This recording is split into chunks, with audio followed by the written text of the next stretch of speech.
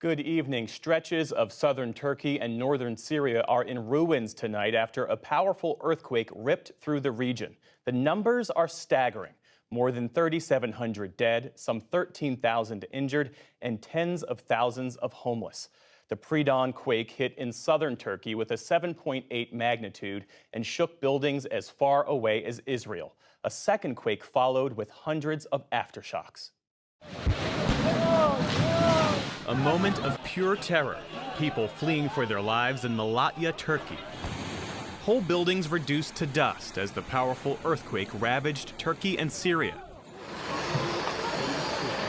Rescuers now battling freezing temperatures as they sift through debris, searching for survivors and pulling out the dead. Many left waiting in shock for news of family and friends. There are people still trapped under rubble. I have a friend living in this apartment. His children were rescued from the top floor, but his daughter broke an arm. We'll see what happened to those living on the ground floors. Turkey's President Erdogan called it the worst disaster since the 1930s. We do not know how far the number of dead and injured will rise as debris removal works continue in many buildings in the quake zone. Our hope is that we will recover from this disaster with the least loss of life. One woman trapped in her destroyed apartment building rescued by crane. Cheaply and improperly built apartments have been a problem across the country, many of them now teetering on the edge of collapse. Across the border in Syria, workers scrambled to pull victims out from under destroyed buildings. A harrowing scene of a baby born in the rubble who was rushed to safety. The mother did not survive. Elsewhere, a rescuer frantically carried a little girl away from ruins. One survivor of the quakes described his family's escape from an almost certain death. I have 4 children and my wife. We were at home sleeping peacefully. We felt the quake. It was very strong, so I pulled out with my wife and kids and ran directly towards the entrance of the house. As we reached the entrance of the building, it collapsed totally on us. A wooden door fell on us, which saved us. The building consists of 4 stories. None of the people in the other 3 stories have survived.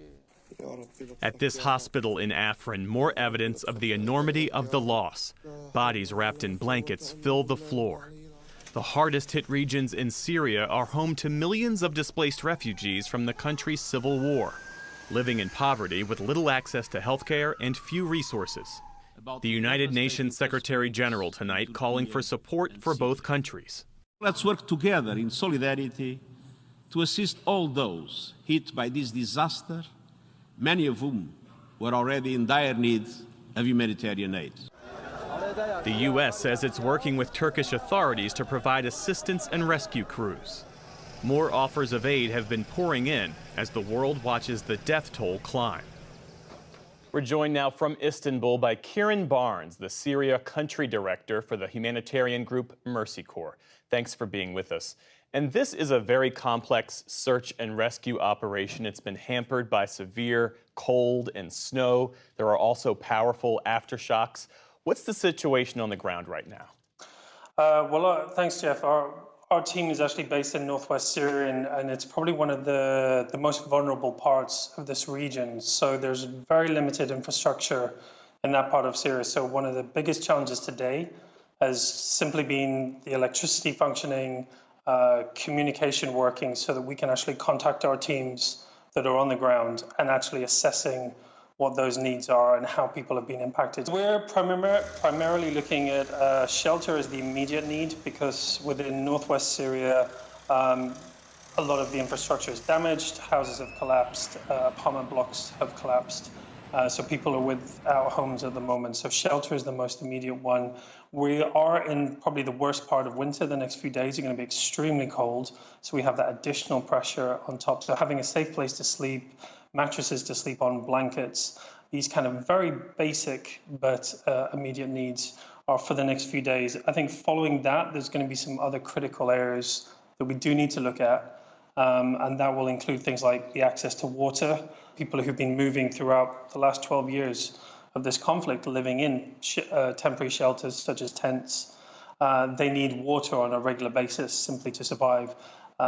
Those water sources we know have been damaged through this earthquake.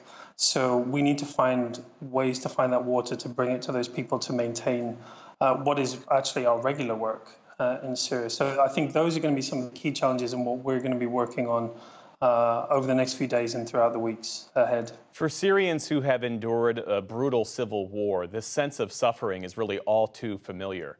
According to the International Rescue Committee, many Syrians have been displaced as many as 20 times. How is that exacerbated by the effects of this earthquake? Yes, and this, to be honest, it includes some of our staff as well who work with us. They are also displaced families who throughout this conflict have been affected and have had to move multiple times.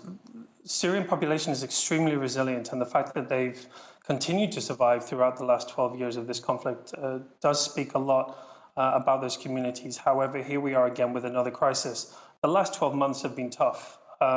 We've had the Ukraine conflict, which has also impacted on the availability of food. We've had cholera just before the winter, which again has been devastating for communities. And now we have what's happened today, which is really devastating and concerning about what happens next. We do know, the Syrian people will keep moving forward, that is for sure, but they are going to need a significant amount of support. And that's also the concern that we have is Syria has been dropping off the kind of priority list for the past few years because of other situations around the world. But with what's happened today, it's something that cannot be forgotten, and we need to step up. We need the international community to support the people of Syria tonight and tomorrow night and through the rest of the weeks and months ahead. And Turkey, as you know, is facing a collapsing currency, runaway inflation. How is that economic hardship affecting the rescue effort, and how will it affect the recovery effort long term? Yes, the economic collapse, to be honest, in the whole region has been extremely difficult for people, even just finding jobs to continue their daily lives prior to this current crisis. We've seen the Syrian pound also have huge issues around inflation. Things are devaluing all the time.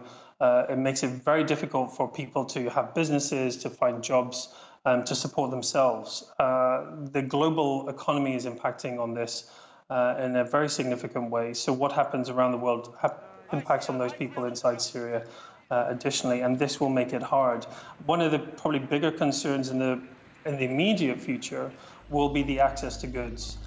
We have, as Mercy Corps, pre-positioned stocks such as mattresses, blankets, jerry cans, these kind of things that we can distribute immediately. But those resources will run out, and we will need suppliers, we'll need contractors to have those stocks. And I think it's being able to access that again will be there'll be pressure on that over the coming weeks, because everybody will be looking for those items, and we'll all be trying to source it. Kieran Barnes with the humanitarian group Mercy Corps speaking with us from Istanbul tonight. Kieran, thank you. Thanks.